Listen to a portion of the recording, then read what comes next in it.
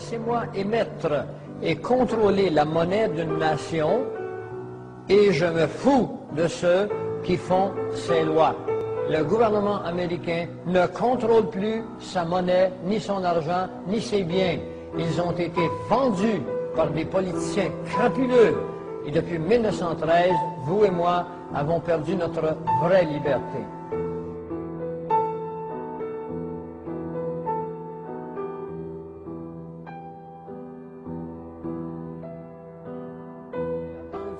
Mes amis, contrairement à ce que vous avez cru, n'appartient pas au Canada. La Banque fédérale de réserve américaine, contrairement à ce que les Américains ont toujours cru, n'appartient pas aux Américains. Ces deux banques appartiennent à la Banque de France, à la Banque d'Angleterre, à la Banque de Frankfurt. Elle appartient aux banquiers internationaux sous la juridiction des Rothschild, des Rockefeller, des Milner, de JP Morgan et d'un groupe spécial d'hommes, dont 10 familles qui contrôlent le monde. Je ne veux pas m'embarquer trop sur ce sujet aujourd'hui, sur partie des sociétés secrètes, mais je voudrais que tranquillement vous tiriez la main de plus en plus sur votre parachute. Il faut que vous compreniez pourquoi qu'on a une dette semblable au Canada, pourquoi qu'on s'en va vers la pauvreté, pourquoi qu'on ferme des hôpitaux, pourquoi qu'on a de plus en plus de suicides, pourquoi les gens deviennent de plus en plus sans loi et sans foi. Tout ceci a été organisé pour produire le thème d'une philosophie qui s'appelle Ordo ab Chao.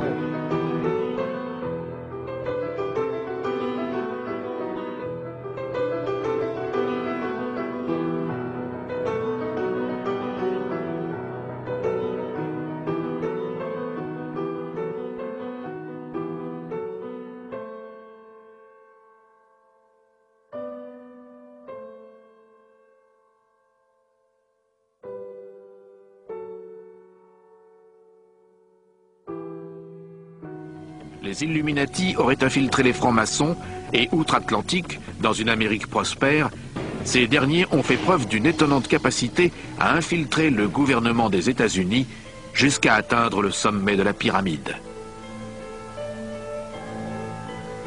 C'est à se demander quel président américain n'était pas franc-maçon. De Franklin Roosevelt à George Bush, de Harry Truman à Reagan, la liste n'en finit pas. Presque tous les présidents l'ont été. C'est amusant de voir qui ont été ou qui sont les francs-maçons. L'astronaute Buzz Aldrin, John Wayne, Bob Hope, W.C. Field. C'est à se demander ce qu'ils tirent de la franc-maçonnerie. C'est une confrérie, et c'est justement là que le bas blesse. Franklin Roosevelt est de ceux qui a atteint le plus haut degré maçonnique. Il a mis longtemps à gravir les échelons. Gerald Ford a sans doute été nommé à titre honorifique, mais certains initiés estiment qu'un tiers des présidents américains étaient francs-maçons.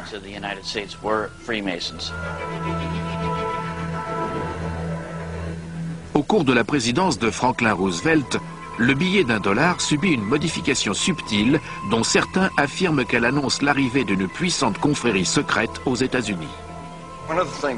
L'une des choses que mentionne Dan Brown dans ses livres est la symbolique maçonnique qui figure en bonne place sur le billet $1. Il y a d'abord le sceau qui comporte de nombreux signes distincts, puis les flèches et la branche d'olivier. Ici, nous avons l'œil de la connaissance au sommet de la pyramide, mais il est séparé du corps de l'édifice. C'est une imagerie Illuminati qui indique qu'ils sont les seuls à disposer de cette connaissance et que le reste d'entre nous est ici, au pied de la pyramide. Le ministre des Finances, Henry Wallace, qui selon Simon Cox était un franc-maçon, a introduit les symboles maçonniques sur le grand sceau du billet vert. Il a également ajouté ces mots effrayants. Le terme Novus Ordo Seclorum signifie Nouvel Ordre Mondial. Les francs-maçons parlent de Dieu, du grand architecte. Autrement dit, nos billets de banque évoquent un ordre nouveau, et pourtant la plupart des gens n'en savent rien. Le billet vert n'est peut-être qu'un début de preuve que le gouvernement de la plus grande nation libre a été infiltré à travers les Templiers, les Illuminati et à présent les francs-maçons. Le monument de Washington est un obélisque qui a la forme d'une structure égyptienne, dont la signification est essentiellement identique. Elle était initialement dédiée au dieu Osiris, mais elle représente le pouvoir de tous les dieux. Le tracé de la ville de Washington, D.C. met en valeur l'architecture sacrée. Le Capitole, la Maison-Blanche et l'obélisque sont les 3 édifices les plus importants. Le groupe de Bilderberg constitue la preuve la plus saisissante de l'influence des Illuminati. On peut dire que c'est l'un des groupes les plus puissants du globe et de nombreuses personnes le soupçonnent de diriger l'économie et les gouvernements du monde entier. Le groupe de Bilderberg est apparu en 1954. Il a été fondé par un autre franc-maçon, le prince Bernard, qui appartenait à la dynastie mérovingienne, d'après ses dires, et était également affilié aux nazis.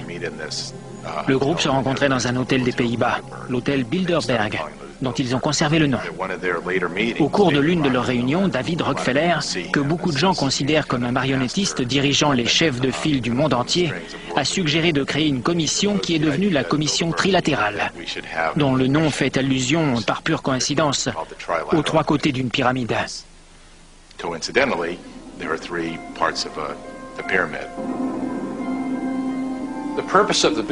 L'objectif du groupe de Bilderberg était une Europe unie qui débuterait par un marché commun. À présent, l'Union européenne cherche désespérément à faire ratifier une constitution par les pays membres, en vertu de laquelle les gouvernements déjà imposants de chaque État souverain seront dirigés par un gouvernement encore plus imposant, appelé Union européenne. Les bureaucrates contrôleront toute l'Europe. Il n'y aura plus de frontières, le règne d'une minorité sur la masse. Il y a une grande part de secret, surtout au sein du groupe de Bilderberg. Il y a une grande part d'intimité autour de ce qui se décide au sein de la commission trilatérale. Et le fait qu'ils aient envie de façonner le monde selon leurs desseins, de déterminer ce qui est bien et les moyens d'y parvenir, permet de faire le lien avec le nouvel ordre mondial, la pyramide, l'œil et la tradition maçonnique. Through multinational corporations, global intelligence networks, out-of-control banksters, all under the veil of national security and black operations, the global elite have consolidated power on a massive scale over the last several decades.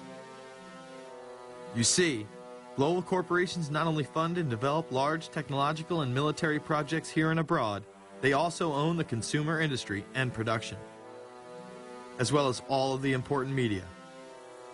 By owning the vast majority of what we hear and see on a daily basis, we have been manipulated on a mass scale as to regards to what we believe and desire, both socially and politically.